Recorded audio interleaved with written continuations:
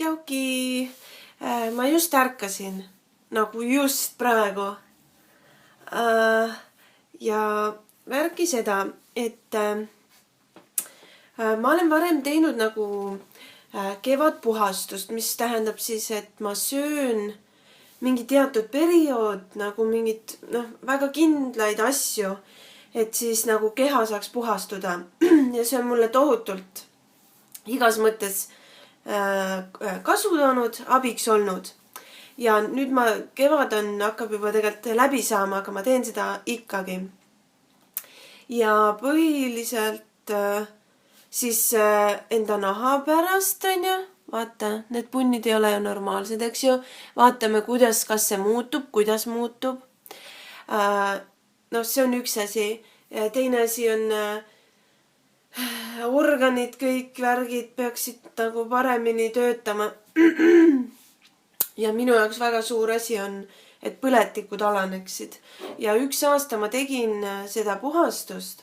Vaat mul on üldse närvisüsteem siuke õrn ja see asi siin õrn. Ja mul oli 1 aasta nagu probleem, et oli mul ajus põletikukolded.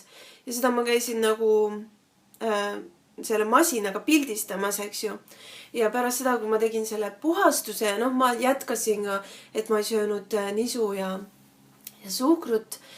Ja liha ka, see liha minu jaoks suva, aga see pildi pealt reaalselt põletikukolded olid väiksemad. Ja nad kahanesid, sellepärast ma tean, et see toimib. Ma tean lihtsalt, ma lihtsalt tean enda pealt. Eelmine kord, kui ma puhastust tegin, siis ma tegin Marika Blosvelti puhastust. Ja nüüd on tal üks siuke teistsugune kevadpuhastus. Ja nüüd ma teen seda. Ja see ongi niimoodi, et ma tegelikult põhimõtteliselt sellele peaks niimoodi 3 päeva ette valmistama. 3 päeva peaks nagu hapnema või need juurviljad. Sellepärast on ju 3 päeva ette, võiks seda juba alustada, et siis puhastuse ajal on iga päev nagu seda hapendatud juurvilju saad süüa. Ja siis see on nagu 3 päeva ettevalmistus. Ja veel, et puhastusse minna peaks olema veel 2 päeva, kus tähendab mina siis ei söö teatud asju, et ei oleks liiga suur üleminek. Ühesõnaga, ma nüüd võtan lühidalt kokku, kuidas see puhastus välja näeb. Ja tänane päev on mul siis see esimene ettevalmistav päev puhastuseks. Kõigepealt on 2 ettevalmistavat päeva, kus ma ei söö ega joo rämpsu. Eks ju ei joo kohvi ega musta teed ega valget teed. Või kui mul pole probleemi, ma ei pea neid üldse jooma. Ei joo neid. Igasugune rämpstoit, rämpsjook, suhkrud, jahutooted, igasugused jahutooted, ka täisteratooted ja algs. Pole probleemi minul. Ma ei joo niikuinii.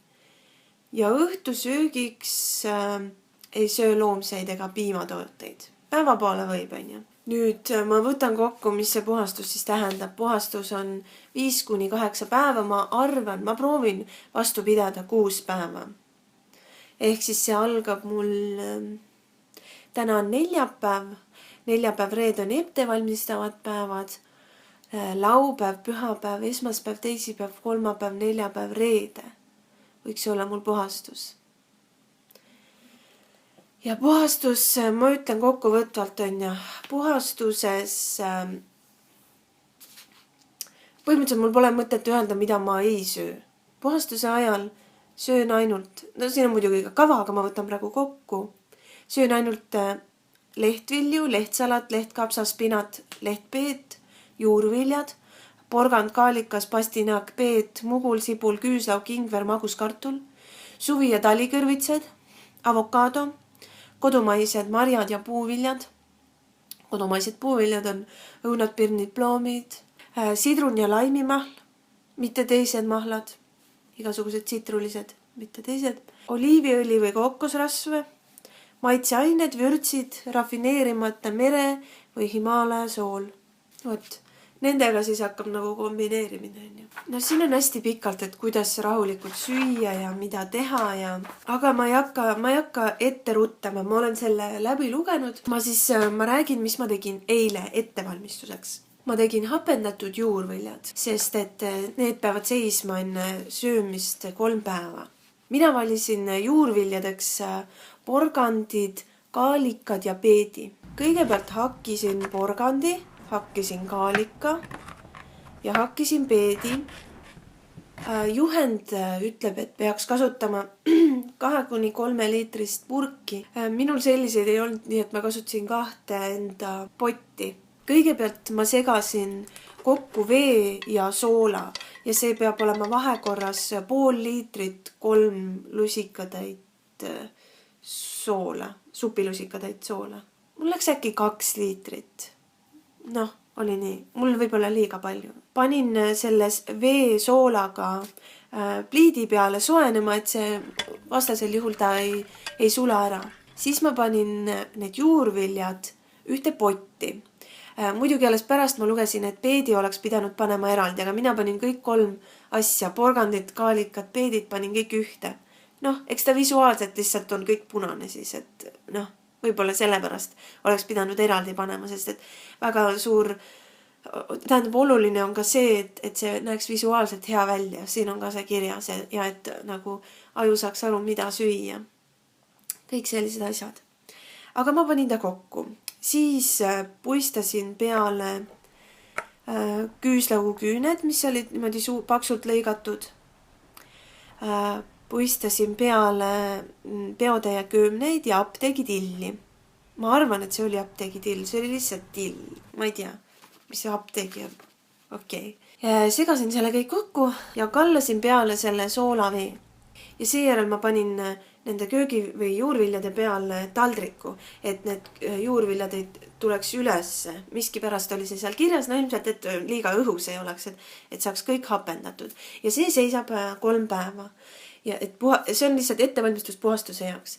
Nii, aga täna ma ju alustan ettevalmistust puhastuseks, mis tähendab, et ega muud polegi, ma lihtsalt ei söö nisutooteid, üldse mingeid jahutooteid, ei söö suhkrut ega mett ja ongi kõik, ega ma liha kõike ma võin süüa, mul endal on valmis siin üks supp, natukene halb ajastus, sest et ma tean, et järgmised 6 päeva või ülehomsest 6 päeva ma söön ainult seda ühte teistsugust suppi, aga vahet pole, ma lihtsalt on nii, ma lisan siia oma lihatooted ja piimatooted, siis kuigi ma ei ole väga piimatoodete fänn, aga liha ma lisan siia küll ja kala ja siis see on minu selline esimene puhastuse päev. Ja vaatame, ma ütlen, ma ei tee puhastust, et olla kuidagi kõhn, kuigi see on lisaboonus ja see, kes on terve, on ka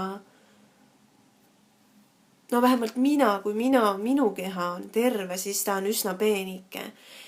Ma näitan, teeme siis seda enne ja pärast värki ka enne. Et kuidas on muutused. Praegu siin päevavalgusega on eriti hästi näha. Tavaliselt mul ei ole kunagi punne näos. Ja praegu on, nii et vaatame, kuidas sellega läheb. On ja. Enne on igatahes mul praegu siin kõik on ja punnid. Ma vaatasin, et siingi. Eks? Ja mingi asi on mul siin. Ja need on tumedad on ja. Ma proovin siis, kui see puhastus on läbi, et siis nagu umbes samas valguses seda asja vaadata. Mõtlen, mis veel, mul on hästi, ma ütlen kõik, mis see toob kaasa ja ma tean, et see toob kaasa selle energiataseme tõus, vaimse selguse paranemine, suhkruhimu kadumine, naha muutumine klaariks sobib, hingamisteede vabanemine limast ja see on mul küll kogu aeg, kas midagi kurgus või ninas või nagu noh, see on täiega minu teema. Põletike vähenemine, siit võiks küll. No igalt poolt, eks ju. Kerguse ja sisemise puhtuse tunne, uued tervisliku toitumise harjumused, keharasva vähenemine. Ja mis ma lugesin siit oli väga huvitav, et selle puhastuse ajal võib tekkida esile nagu emotsioone ja viha. Et kuna see on maksapuhastus, siis maksaga seondub viha ja sealt nagu see puhastus võib tuua esile siis viha. Ja siin on nagu, mis ma kindlasti hakkan ka tegema, on siin nagu mingid nagu, ma ei tea, kas rituaalid või sellised tegemised, mida siis selle puhastuse ajal teha. Ja üks asi oli joogaboks, mida ma kavatsen ka teha, on mõeldud viha, frustratsiooni ja eneses kahtlemise vabastamiseks.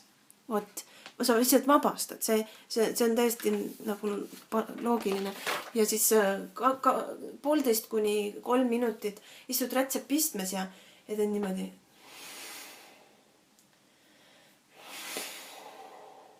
Midagi nii ala nagu kätega niimoodi. Ja siis samal ajal nagu hingad selles õiges rütmis ja et see vabastab nagu viha. See oleks nii tore. Juba see mõte mulle meeldib praegu. Et seda ma teen kindlasti.